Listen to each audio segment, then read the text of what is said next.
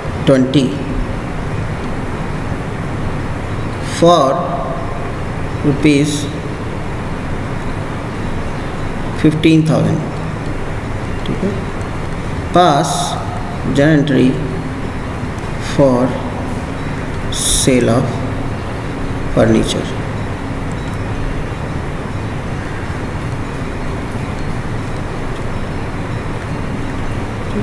चलिए, हाँ ये 2 क्वेश्चन है, थोड़ा इन पे आप लोग इन दोनों की जनरल एंट्री बताओ, ठीक है। अब 1 बाय 1 किसी सॉल्व हो गया तो ऐसा नहीं है, और किसी का करेक्ट आंसर है मैंने उससे पूछा नहीं तो अपने, हाँ ठीक है, क्योंकि ऑनलाइन क्लास है, थोड़ी सी मजबूरी है, ठीक है। तो पेशेंस के साथ इसको सॉल्व कीजिए, देखता हूँ मैं किसका आंसर सही आता है, ठीक है। ठीक है।